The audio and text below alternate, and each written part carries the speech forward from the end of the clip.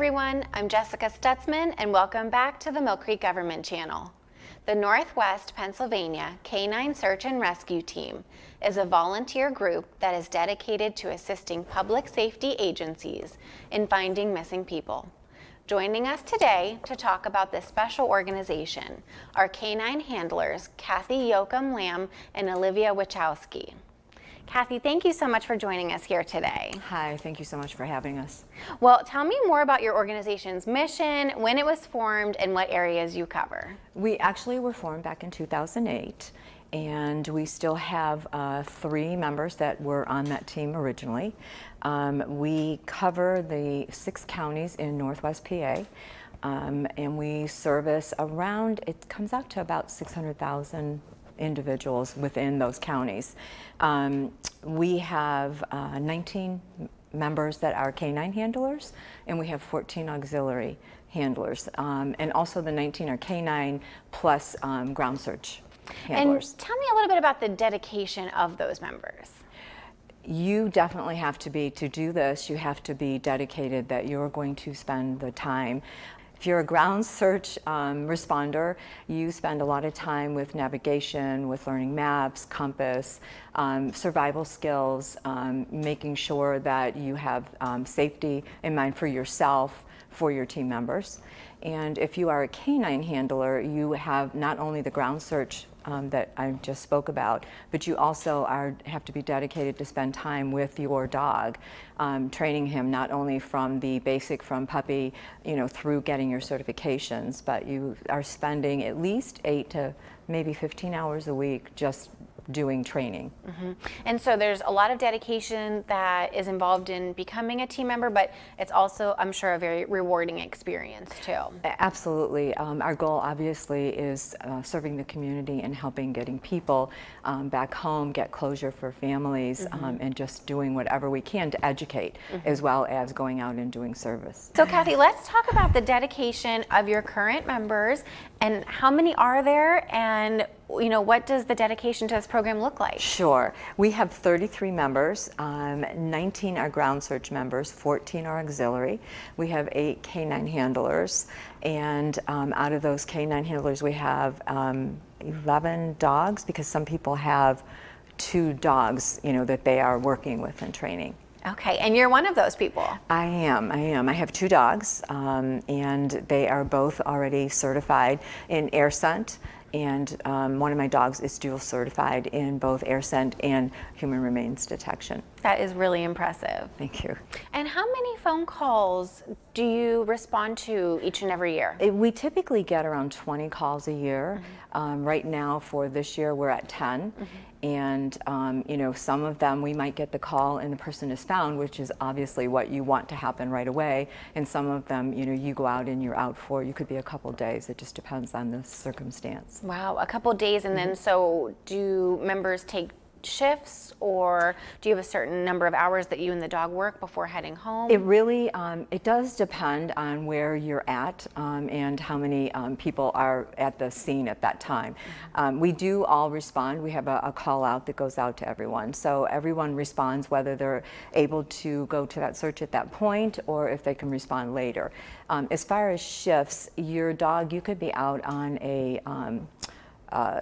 in the field for anywhere from 2 to 4 hours, and then you return back to base. Typically, you'll put your dog up, or the person might take a rest, and then you will go back out when you're ready, when you feel your dog is rested and ready.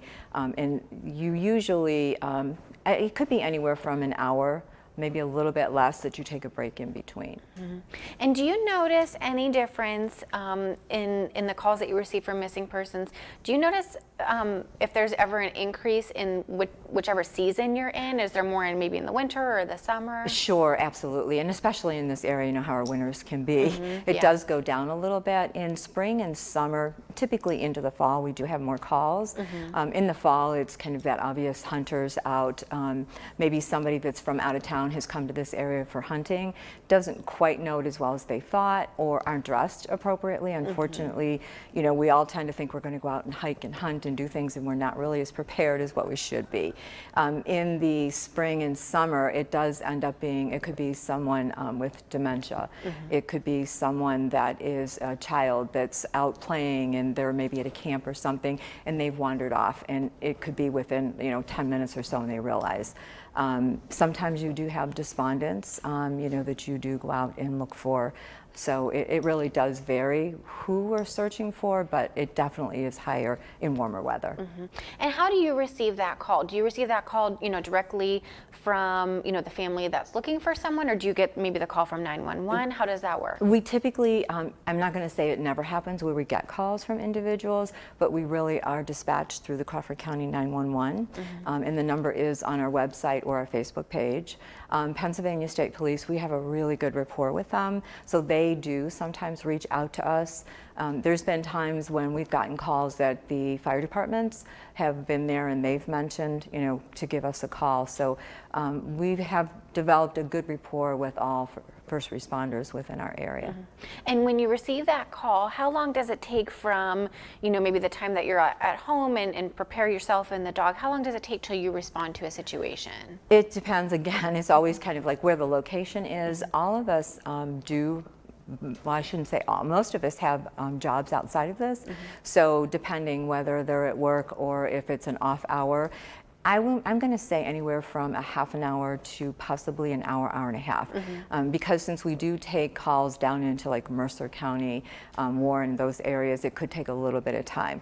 Most of us do already have our gear in our vehicles. I have a truck that my friends call is my training truck or my SAR truck, because it is loaded with what I need. So I might have to go home and change my clothes and get my dog and a few other things, but typically I'm ready to go. There is a response. Luann Gaddy, who's our president, she will respond back. She carries a phone with her all the time, that she'll respond, take the call, respond back, send out the alert to all of us. And then we'll respond back if we're available and when we're available. She then will reach back out to that person that's called and let them know how soon and how many searchers are coming. Wow. It's just incredible. And I know I'm sure I'll say it a couple of times, but just thank you so much for doing this, because it is such a service to the community. And I just think to myself, if one of my loved ones are missing and, you're able to provide this service, I just can't imagine how grateful families are for you guys doing this. Well, you're welcome. We all enjoy, and this is what we want to do. Yeah. And what I didn't mention was that you are also the treasurer for the organization. So how do you raise money to execute your mission? Actually, we depend a lot on our community, and I must say that our community is very supportive. We do fundraisers. We just recently had our 5K, which we've done out at Harbor Creek Township Building. And we also have a golf outing coming up, and that is the end of August. We participate, the Otters have Otters Nights where they showcase different organizations. We participate in the Erie Kennel Club in the end of January, so we help out there and do raise money there. And then we have PR events where we'll go to different organizations and educate children, on, it's called Hug a Tree. And it's not actually getting money back doing that, but it's getting our name out and showing the community that, we're here to help you and to educate you as well. Yeah, and with that child education, what sort of messaging do the children take away that day? What do they learn about? Well, they're learning about the dogs and that it's safe. Because we do typically take a puppy or one of the dogs along. They're learning what to do if they should find themselves, lost.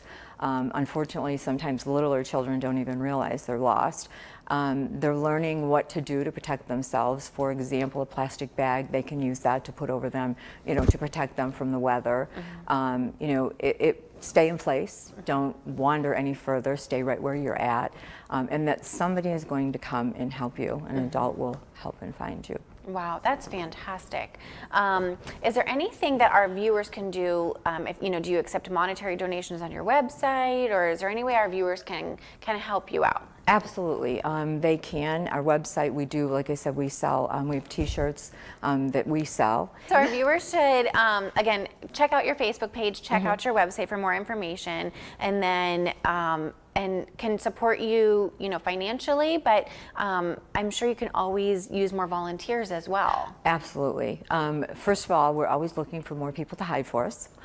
We hide for each other when we do training. We train every Sunday on the game lands. So, it's kind of nice to have fresh scents, so to speak, instead of what we all smell like to our dogs. So that's a big help. If somebody wants to become a member, going on to our website or Facebook and messaging us, you can be a ground searcher, and you can also be a canine handler. If you don't have a dog, that doesn't mean that you can't, because there's more involved than just having a dog and going out looking. But it is a lot of dedication, learning those skills. In fact, personally, I would say I would get the skills down first before you get the puppy and go out and start. They're pretty smart. They know what they're doing. And it ends up being that we're the ones that almost are more of the drag of learning than what the dogs are. So anybody that is interested, just reaching out. And even just learning who we are and what we do and getting the word out is a huge help. Kathy, I know that you have a couple of dogs at home, but how many of your dogs are canine search and rescue dogs? My own dogs, I have two. Two, okay. Two, yes. And they are certified in air scent, going out and looking in a large area for a lost person. And I also have one that is certified in human remains detection, which is helping those families with the closure. And in fact, Lexi is dual certified in both air scent and human remains detection. And what does it take to train a dog? How long does that take? What sort of commitment from you and the dog? What does everybody have to learn? It is definitely, even I want to say almost more of a commitment than just learning your navigation, because your survival skills. Because you have got to be dedicated to taking the time, not only with the basic obedience with the dog, but you're learning their body language, you're learning how they're going to show you what they're going to give you in order when they find that person or when they detect that human remains.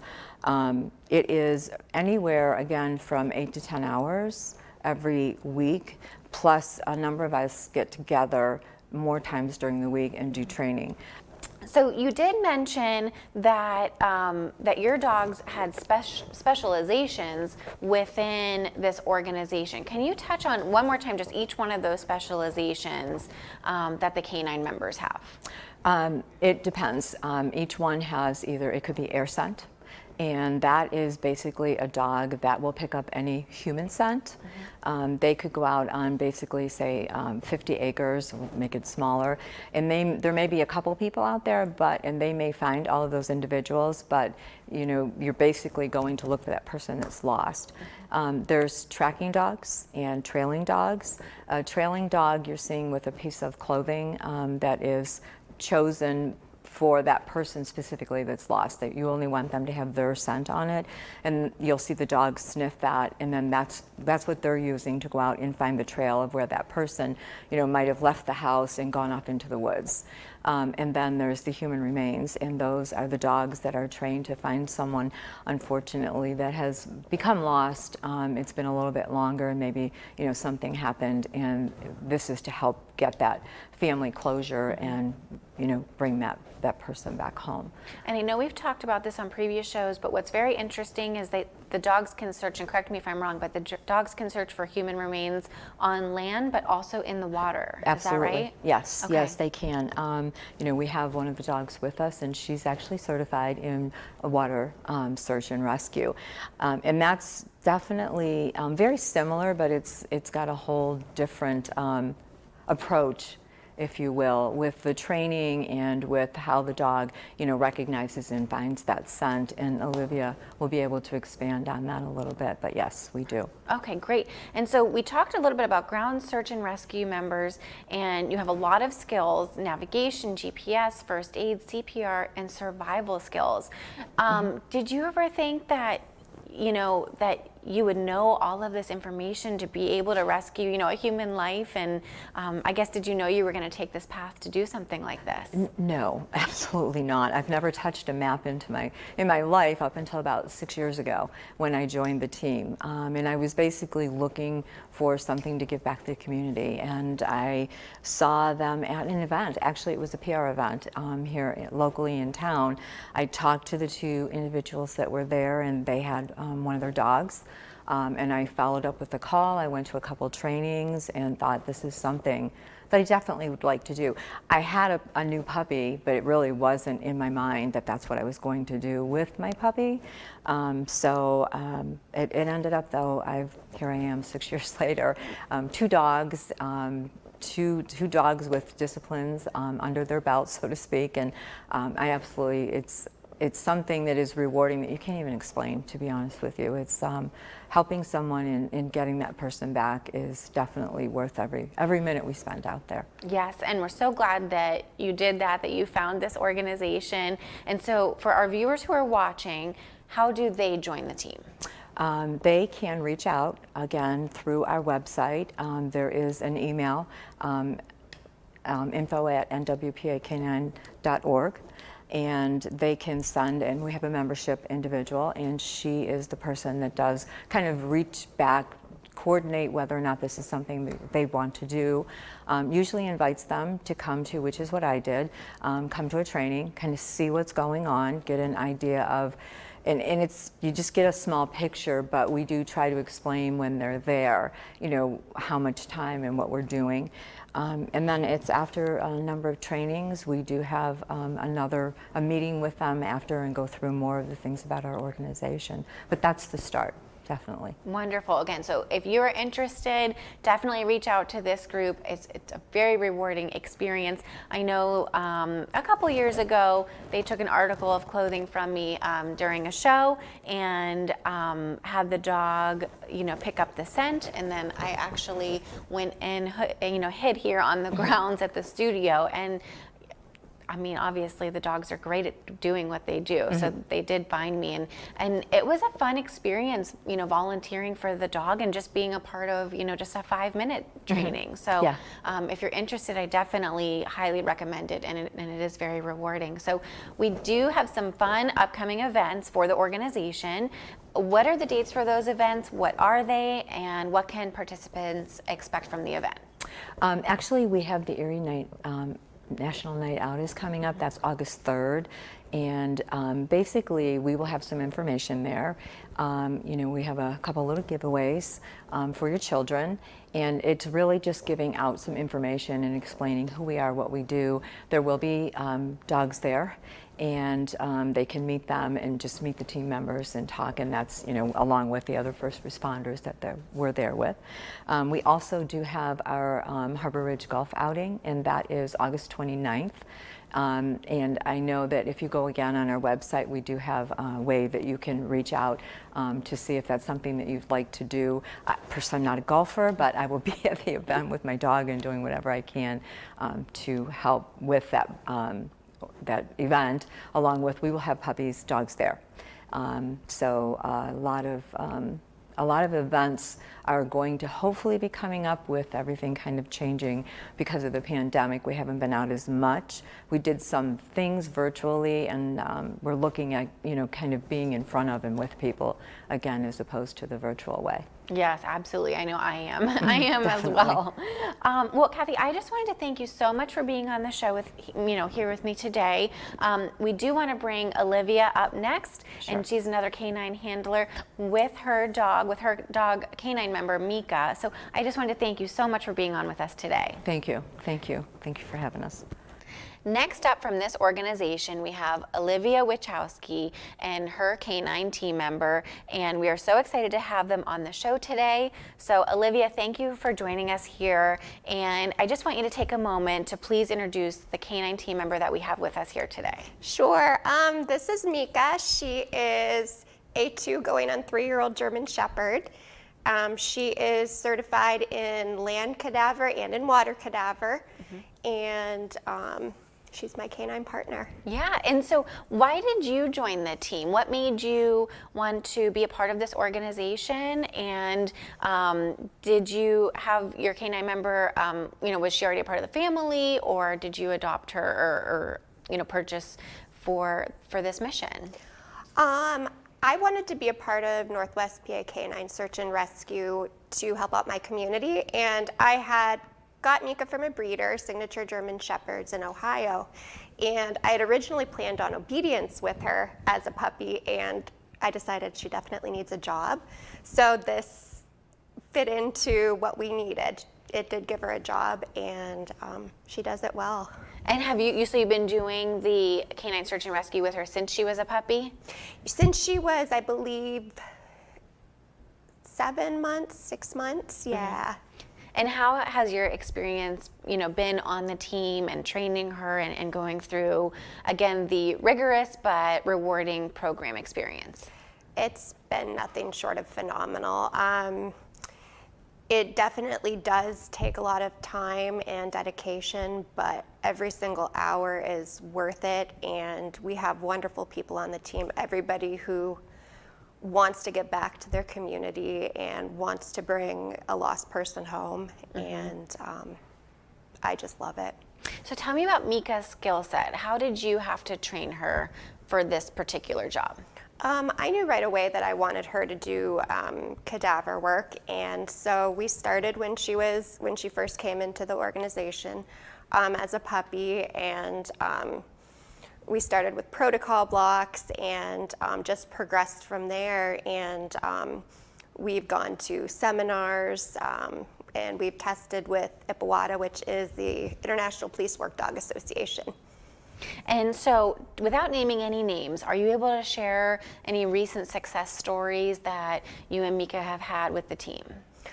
I believe about a week and a half ago, we were on a search, and we weren't sure. It was for a potential despondent. And so we were using our air scent dogs, which is live bind, and we were also using cadaver dogs to clear the area. And Mika was able to alert us actually to a person who was alive. So she was able to be rescued and get the help that she needed. That is so wonderful. It was rewarding. That is an amazing story, and I'm sure, again, heartwarming for you, but also, for the family, looking for their family members. So, Olivia, I just wanted to, again, thank you so much for being here with us today, sharing your story, and letting us, play and pet Mika today. Thank you so much for everything you do for the organization and for the community. Thank you. Viewers, this has been such an interesting and informative show. Again, I think we are all very grateful for what this organization does for the community, but I think most importantly, they're a nonprofit, and they can definitely use, either your volunteer skills or donations or support. So be sure to check them out on their website and on their Facebook page. Until next time, have a great day.